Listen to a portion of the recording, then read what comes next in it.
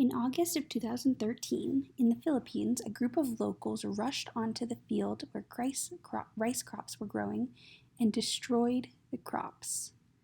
Now, this might seem like an odd outcome. We might expect in a country like the Philippines, where there's alarming rates of hunger and malnutrition and often starvation, you might expect that the reason for rushing onto a field would be to gather food. However, the deeper meaning behind this activism was that the crop field that was rushed was a beta test site for a new crop called golden rice. And the goal of golden rice was a genetically modified version of white rice, which makes up the primary diet of a lot of developing nations. However, a major issue of diets heavy in simply white rice is that the lack of micronutrients in white rice leads to vitamin A deficiencies, and this is the leading cause of blindness in children worldwide. So it seems like by increasing the amount of vitamin A in this crop, we could solve a huge issue. So why then are a group of locals reacting with such malice and going against and destroying the crop? So to get into this, first let's back up and talk about what are genetically modified organisms. We've all heard the term GMO, and I'm sure everyone is pretty aware that there is a lot of controversy and debate surrounding this topic. So the definition of a genetically modified organism is an organism whose genome has been engineered in order to favor the expressed or desired physiological traits or the generation of desired biological products. So what do these fancy words mean? Basically, if we have this graphic here, and it's basically enhancing and then breeding desirable traits within either, it could be crops, edible organisms, non-edible organisms. And this process is somewhat more complex, but the brief overview is that it consists of 4 main steps. And the first is identification of a trait of interest. And that's usually based on the agricultural needs of the environment. And then 2, isolating this trait of interest, and this is by finding it in some foreign DNA, because that is not the organism which we're trying to enhance. 3 is insertion, and this is the complex part, where the trait of interest is then introduced or inserted into the DNA of the genome. And there's many methods of doing this. And then the 4th is propagation, and this is where the basically the breeding of the new desired organism to spread it and create more. However, there is lots of debate surrounding GMOs, and people just can't seem to agree. So why is it that there can be so much polarization? In fact, as you can see in this graphic here, a 2015 publication declared that GMOs were the debated topic with the largest gap between social and expert opinion. How can this be that there's such a skew in some groups demonizing this and other groups saying that it's basically what's going to solve world hunger? So the purpose of this project is to explore the social and scientific narrative and basically the debate and what people are saying about GMOs, to try to explore what is so polarizing and what is being said on both sides of the debate. So it is worth noting here that there's 2 main types of genetically modified crops, and that we're going to focus on crops for this project. BT crop, basically instead of farmers using strong pesticides to warn off predators that prevent crops from growing, we were able to genetically engineer the crops so that the crops basically build their own pesticide, and they act as their own pesticide to ward off predators such as insects. On the other hand, there is herbicide-resistant crops, and what these crops allow for the use of pesticides and harsh chemicals, and it gives them a resilience against it. So then the way that they are protected is by using more pesticides, but the plants are able to be resistant to it and therefore still thrive. So the data that was gathered for this exploration, as far as text data goes, headlines and descriptions were gathered from news.org, and this exploration started with 2 keywords, and to explore those two different types of genetically modified crops that I just explained. And then additionally, Reddit data was gathered from these 4 different subreddit threads: GMOs, GMO myths, GMO facts, GMO free. And this is to get a deeper understanding of what the social narrative is, what people are talking about, not necessarily from, could be scientific background, could be all different backgrounds. And then lastly, there was a more numeric and record formatted data gathered from this study that was done to basically talk about the perceived subjective and objective knowledge of GM crops. And basically they did a study where they had a bunch of people come in and they tested them on what their perceived knowledge of GM crops was, and then they tested them on with actual questions to get their objective knowledge, and then comparing that to what their perspective of genetically modified crops was. And so I used this data set, this record data set, to see if there's any demographic attributes that have a great impact on people's perception of being either for or against GMOs. So some insights that were gathered from this exploration. We can start with the Reddit thread. And if you can see here, I have an example of 2 of the subreddits usually have a description. However, you can see these are pretty vague. It's about the community. We have GMO facts, a place for scientific and fact-based discussion on genetically modified organisms. However, as you can see, because there's a heavily polarized debate on this topic, even this is pretty broad, because there's a heavy debate on what a fact-based discussion would look like on genetically modified organisms. And I found the similar things across the other 4, as well as it was hard to interpret if some things were sarcasm, and even just reading as a human, reading the Reddit posts, it was hard to interpret sometimes which side people were on. And I wasn't sure how a more scientific machine learning approach would handle things such as sarcasm. However, an initial exploration revealed that there tended to be similar textual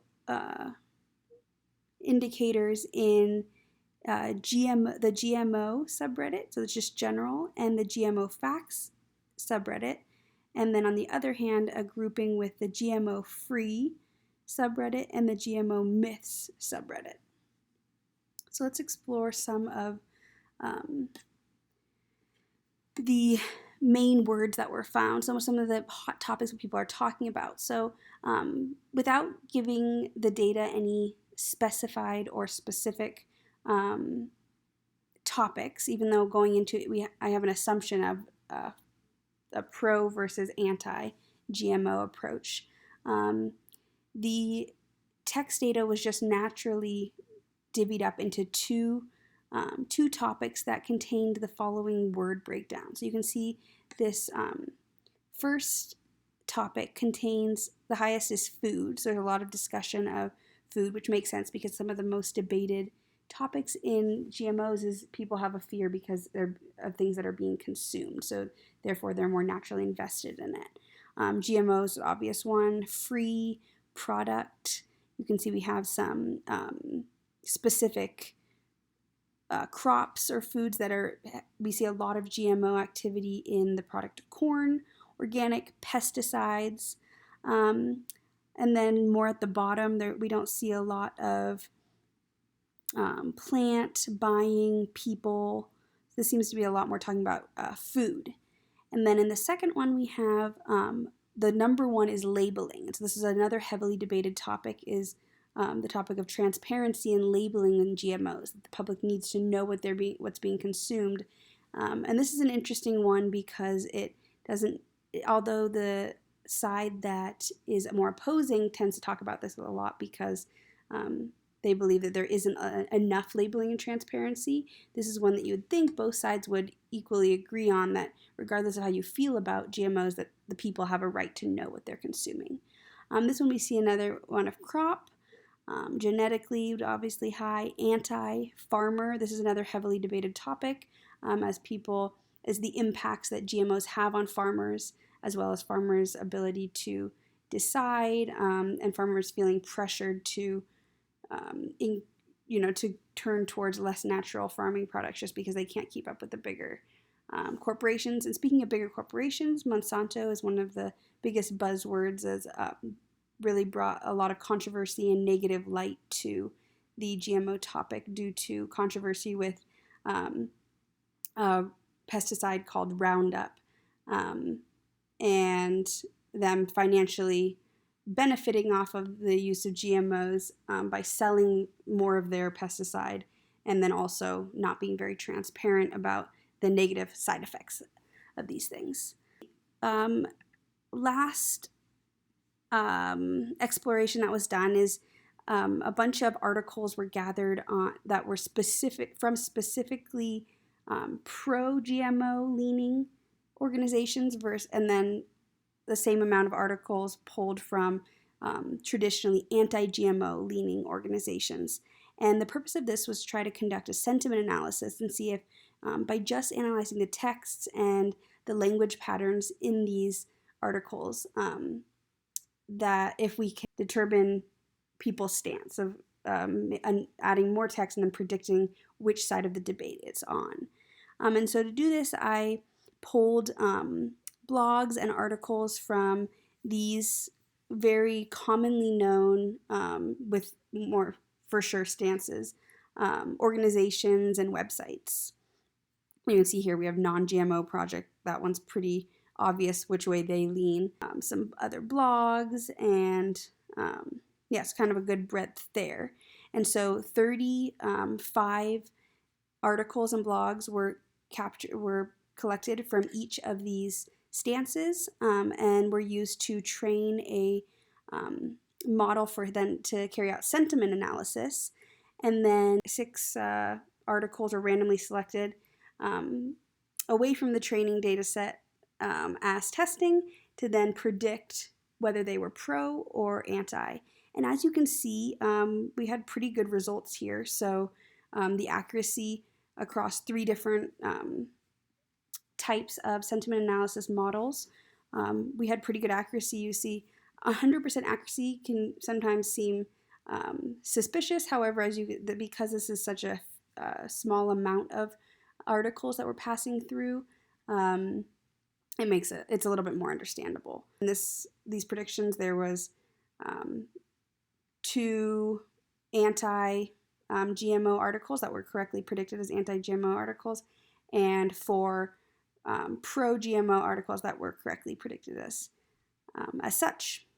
Ultimately, the exploration revealed that the main claims for people that are for GMOs is that they improve agriculture productivity, reduce hunger, enhance nutrient content, which then aids in malnutrition throughout the world, and it also offers farming benefits such as increased resistance to pests and diseases.